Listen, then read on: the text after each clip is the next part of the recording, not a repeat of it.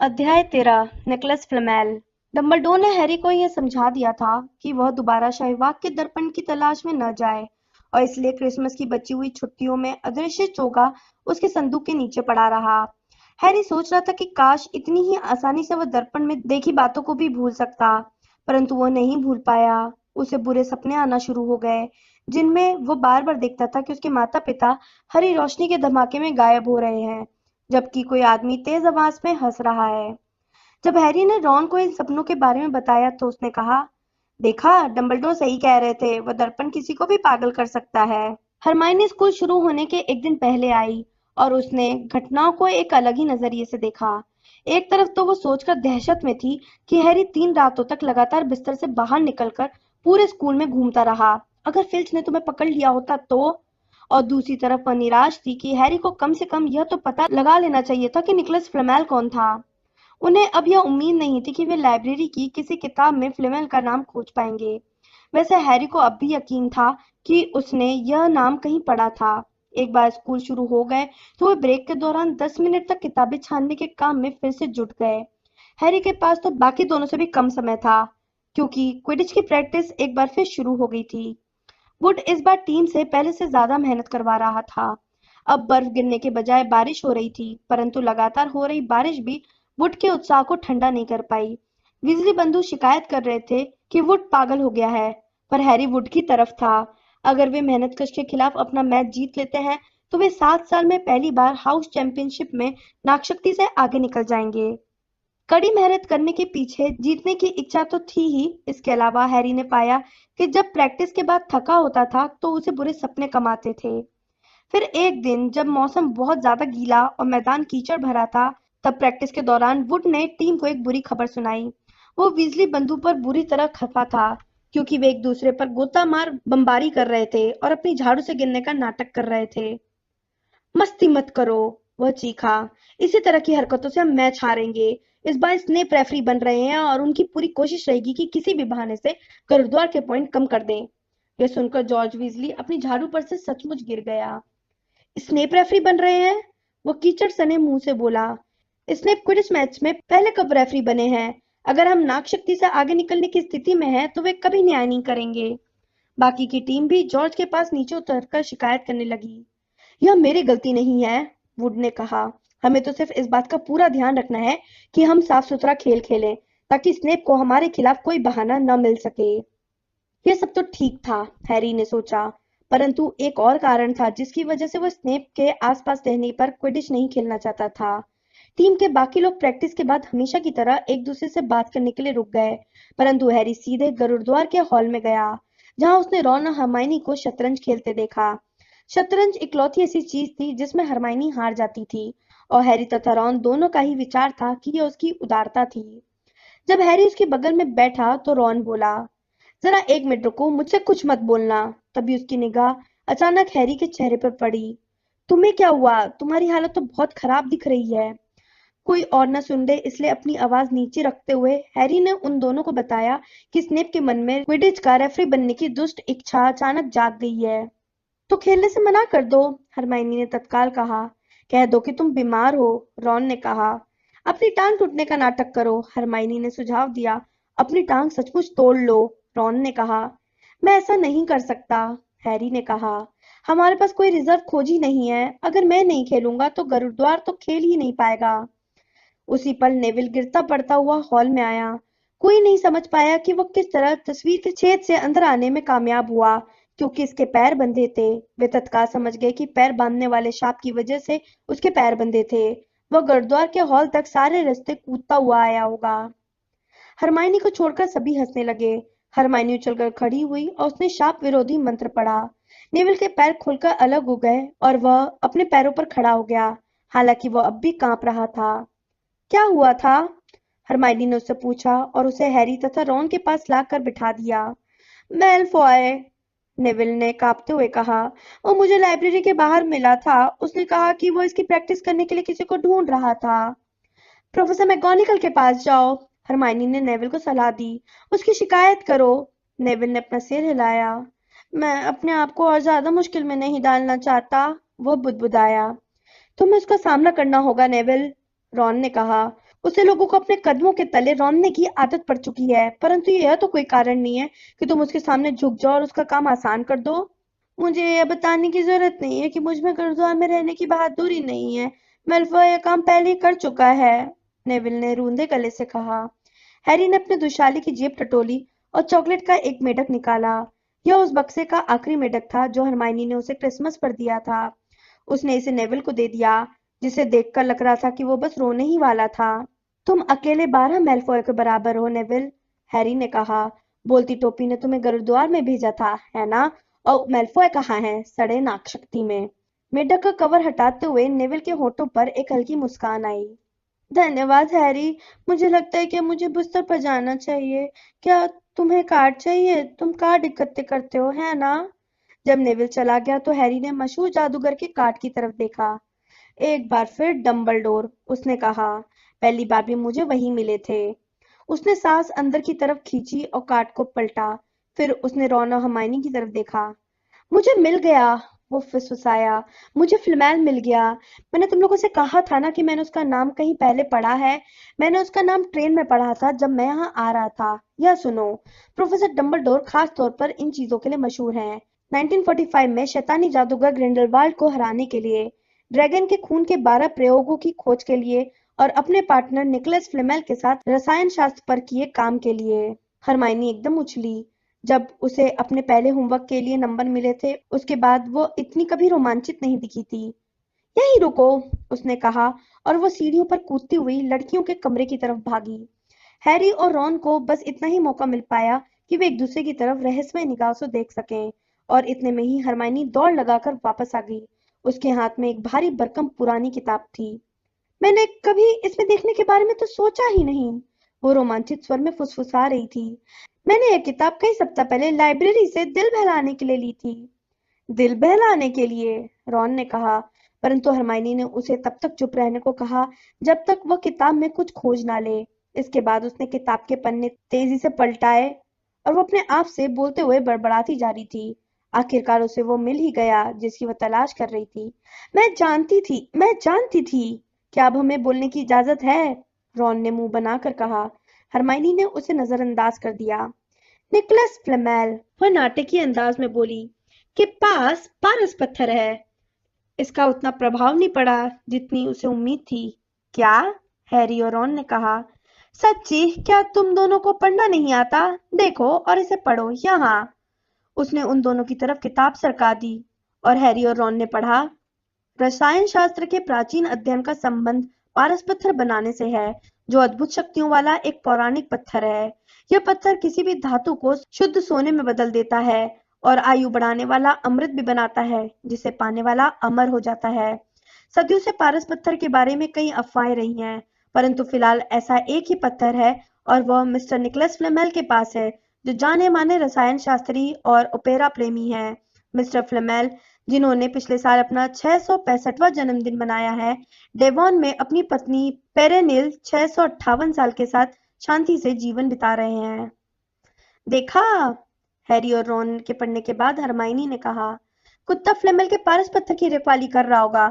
मैं शर्त लगाती हूँ कि फ्लेमेल ने डंबलडोर को सुरक्षित रखने के लिए कहा होगा, क्योंकि वे दोनों दोस्त हैं और वो जानता था कि कोई इसके पीछे पड़ा है। शायद वो पत्थर को ग्रिंगॉट से निकलवाना चाहता था।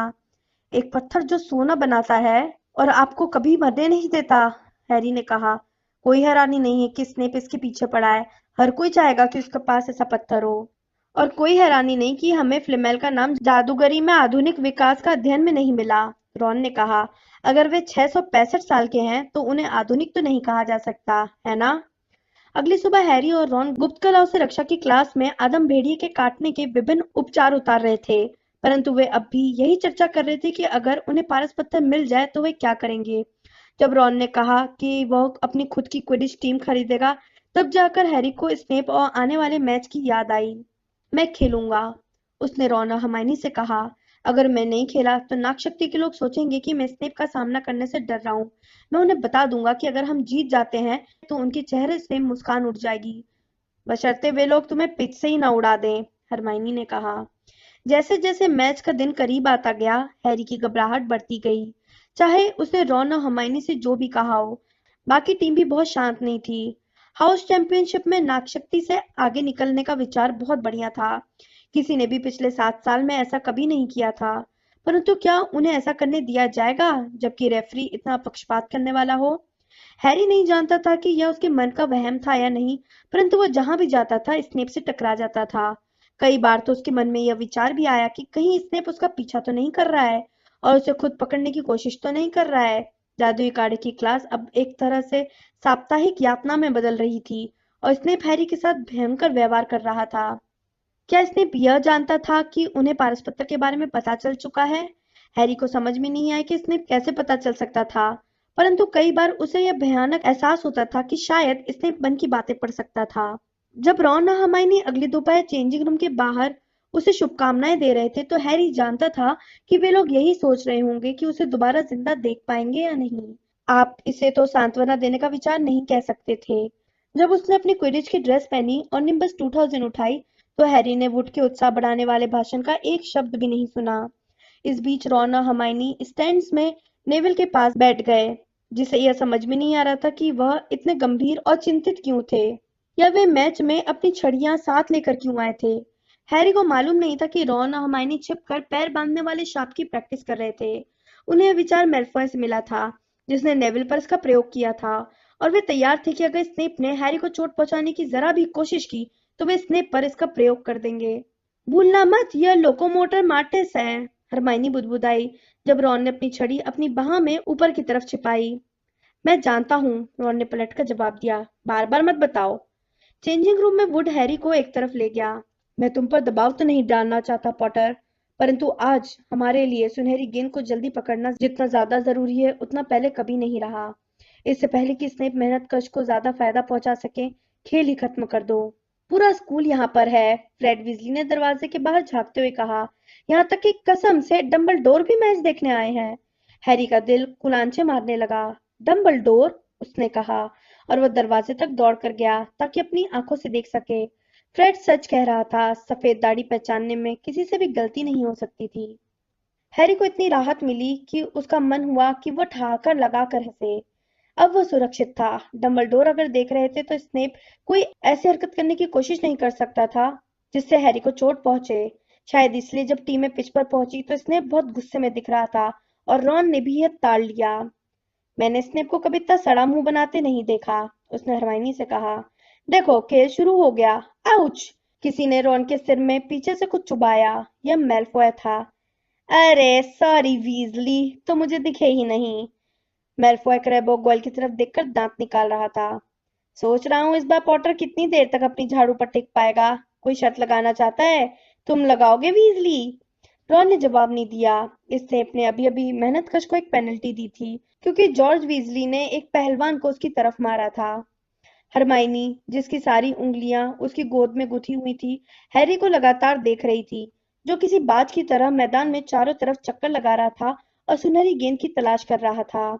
तुम्हें पता है गरुड़द्वार की टीम के खिलाड़ियों को कैसे चुना जाता है? मेलफॉय ने कुछ मिनट बाद जोर से कहा, जब स्नेप ने मेहनतकश को बिना किसी कारण एक और पेनल्टी दे दी। वे ऐसे विद्यार्थियों को चुनते हैं जिनके लिए उन्हें अफसोस होता है। देखो, पॉटर है जिसके मम्मी डैडी नहीं है, फिर वीजली बंधु है जिनके पास पैसा नहीं है। तुम्हें भी टीम में होना चाहिए लॉन्ग बॉटम, तुम्हारे पास दिमाग नहीं है। नेविल का चेहरा अचानक लाल हो गया, परंतु वो अपनी सीट से मेलफॉय की तरफ मुड़ा। मैं तुम जैसे 12 लोगों के बराबर हूँ मेलफॉय, उसने हकलाते हुए कहा। मेलफॉय क्रैबोगॉयल जोर से हंसने लगे, परंतु रॉन बोला, जो अब भी खेल से अपनी आंखें हटाने की हिम्मत नहीं कर पा रहा था। उसे बता दो नेविल। लॉन्ग बॉटम, अगर दिमाग सोना होता तो तुम तो वीजली से भी ज्यादा गरीब होते, और यह बहुत बड़ी बात है। हैरी की चिंता की वजह से रॉन का संयम पहले ही टूटने की कगार पर था। मैं तुम्हें चेतावनी दे रहा हूँ मेलफॉय, अगर अब आगे कुछ कहा तो। रॉन, हरमाइनी ने अचानक कहा। हैरी! क्या कहा? हैरी अचानक एक जबरदस्त गोता लगा रहा था, जिस वजह से भीड़ के मुंह से आह निकल गई और तालियों की आवाज आने लगी। हरमाइनी खड़ी हो गई और उसने अपने दांत तले उंगलियां दबा ली, क्योंकि हैरी गोली की रफ्तार से जमीन की तरफ चला जा रहा था। तुम्हारी किस्मत अच्छी है वीजली, लगता है पॉटर को जमीन पर कोई सिक्का दिख गया है, मेलफॉय ने कहा। रॉन ने आपा खो दिया। इससे पहले कि मेलफॉय समझ पाता कि क्या हो रहा था, रॉन उसे जमीन पर पटक कर उसके ऊपर चढ़ चुका था। नेविल झिझका, फिर वो अपनी सीट के पीछे चढ़कर उसकी मदद करने पहुंच गया। शाबाश हैरी, हरमाइनी चीखी और अपनी सीट पर खड़े होकर देखने लगी कि हैरी स्नेप की तरफ तेजी से लपक रहा था। हरमाइनी का ध्यान इस तरफ नहीं गया कि मेल्फॉय और रॉन उसकी सीट के नीचे लुढ़के हुए हैं या नेविल। क्रैब और गोयल की तरफ से मुक्कों और चीखों की आवाजें आ रही थीं। ऊपर हवा में स्नेप अपनी जादुई झाड़ू पर समय रहते पलटा और उसने देखा कि लाल रंग की कोई चीज उससे कुछ इंच दूर से गुजरी। अगले ही पल हैरी ने अपने गोते को पूरा किया और अपनी बाह को जीत की खुशी में ऊपर उठाया। सुनहरी गेंद उसके हाथ में कैद थी। दर्शकों के स्टैंड जैसे फट पड़े। यह एक रिकॉर्ड था। किसी को भी याद नहीं कि सुनहरी गेंद को इससे पहले कभी इतनी जल्दी कब पकड़ा गया था। रॉन, रॉन तुम कहाँ हो? मैच खत्म हो गया। हैरी जीत गया। हम जीत गए। गुरुद्वार अब सबसे आगे है। हरमाइनी चीखी। वो अपनी सीट पर ऊपर नीचे नाच रही थी और अगली लाइन में बैठी पार्वती पाटिल को गले लगा रही थी। हैरी अपनी झाड़ू से जमीन से 1 फुट ऊपर से कूदा। उसे यकीन नहीं हो रहा था कि उसने यह कर दिखाया था। मैच खत्म हो गया था। यह मुश्किल से 5 मिनट चला होगा। जब गुरुद्वार के विद्यार्थी पिच पर लौटते हुए आए तो उसने स्नेप को पास में उतरते देखा, जिसका चेहरा सफेद पड़ गया था और होंठ भींचे हुए थे। फिर हैरी ने महसूस किया कि किसी ने उसके कंधे पर हाथ रखा। उसने पलटकर डंबलडोर के मुस्कुराते हुए चेहरे को देखा। शाबाश, डंबलडोर इतने धीमे बोले कि सिर्फ हैरी ही सुन सके। यह देखकर अच्छा लगा कि तुम उस दर्पण के बारे में चिंता नहीं कर रहे हो, अपने आप को व्यस्त रख रहे हो। बहुत अच्छे। इसने अपने करवाहट से जमीन पर थूका। हैरी कुछ समय बाद चेंजिंग रूम से अकेला निकला ताकि वह अपनी निम्बस 2000 को झाड़ू घर में वापस ले जा सके। उसे याद नहीं था कि उसे इससे पहले कभी इतनी ज्यादा खुशी हुई थी। उसने अब सचमुच ऐसा कुछ कर दिखाया था जिस पर वह गर्व कर सकता था। अब कोई नहीं कह सकता था कि वह सिर्फ एक मशहूर नाम था। उसे शाम की हवा पहले कभी इतनी मीठी गंध से भरी नहीं लगी थी। वह गीली घास पर चला और उसने अपने मन में आखिरी घंटे की यादों को ताजा किया, जो एक खुशनुमा फिल्म थी। गुरुद्वार के विद्यार्थी उसे अपने कंधों पर बिठाने के लिए भाग रहे थे। रॉन और हरमाइनी दूर कूद रहे थे। रॉन की नाक से काफी खून बह रहा था, परंतु वह तालियां बजा रहा था। हैरी झाड़ू घर तक पहुंच गया। वह लकड़ी के दरवाजे पर टिका और उसने हॉगवर्ट्स की तरफ देखा, जिसकी खिड़कियां डूबते सूरज की रोशनी में लाल दिख रही थी। अब गुरुद्वार सबसे आगे था। उसने यह कर दिखाया था। उसने स्नेप को बता दिया था। और स्नेप की बात पर एक नकाब पहनी हुई आकृति महल की अगली सीढ़ी से तेजी से बाहर आई। जाहिर था वह नहीं चाहती थी कि कोई उसे देखे, इसलिए वह जितनी तेजी से हो सकता था अंधेरे जंगल की तरफ बढ़ने लगी। यह देखते ही हैरी के मन में जीत की यादें धुंधली हो गई। उसने उस आकृति की लंगड़ाती चाल को पहचान लिया। जब बाकी सभी डिनर ले रहे थे तो स्नेप चोरी से जंगल में क्यों जा रहा था? आखिर हो क्या रहा था? हैरी अपने निम्बस 2000 पर कूदकर बैठा और उड़ चला। महल के ऊपर चुपचाप उड़ते हुए उसने देखा कि स्नेप लगभग दौड़ते हुए जंगल में घुस रहा था। वह भी उसके पीछे चल दिया। पेड़ इतने घने थे कि उसे यह नहीं दिखा कि स्नेप कहाँ गया। हैरी निश्चित दायरे में उड़ता रहा, फिर नीचे की तरफ आया और पेड़ों की सबसे ऊपरी शाखाओं को छूता रहा जब तक कि उसे आवाजें सुनाई नहीं दी। वो उन आवाजों की तरफ उड़ा और बिना हलचल किए उतरकर एक बड़े पेड़ पर बैठ गया। वह सावधानी से उनकी एक डाल पर चढ़ा और अपनी जादुई झाड़ू को कसकर पकड़े रहा। वो पत्तियों के बीच से देखने की कोशिश कर रहा था। नीचे छायादार खुली जगह में स्नेप खड़ा था, परंतु वह अकेला नहीं था। क्विरिल भी वहां था। हैरी क्विरिल के चेहरे के भाव को तो नहीं देख सकता था, परंतु वो पहले से भी ज्यादा बुरी तरह हकला रहा था। हैरी ने यह सुनने के लिए अपनी सारी शक्ति लगा दी कि उनमें क्या बात हो रही थी। नहीं जानता कि आप मुझसे यहाँ क्यों क्यों क्यों मिलना चाहते थे, सिविरियस। मैं सोचा कि हमारा छुप कर मिलना ही बेहतर होगा, स्नेप ने बर्फीली आवाज में कहा। विद्यार्थियों को पारस पत्थर के बारे में मालूम नहीं होना चाहिए, है ना? हैरी आगे झुका। कुरिल कुछ बुदबुदा रहा था। स्नेप ने उसे बीच में टोका। क्या तुम्हें पता चल गया है कि हैग्रिड के कुत्ते को पार कैसे करना है? परंतु सिविरियस, मैं तुम मुझे अपना दुश्मन तो नहीं मानना चाहोगे, है ना क्विरल?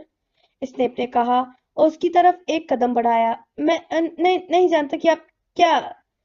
तुम बहुत अच्छी तरह जानते हो कि मेरा क्या मतलब है।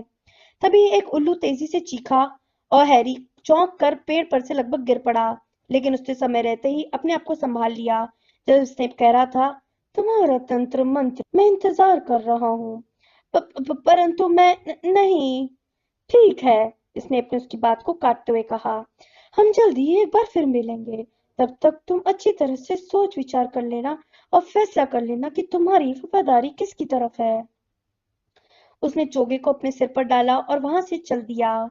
अब अंधेरा लगभग पूरी तरह हो चुका था, परंतु हैरी देख सकता था कि क्विरिल अब भी चुपचाप खड़ा था, जैसे वो पत्थर की मूर्ति बन गया हो।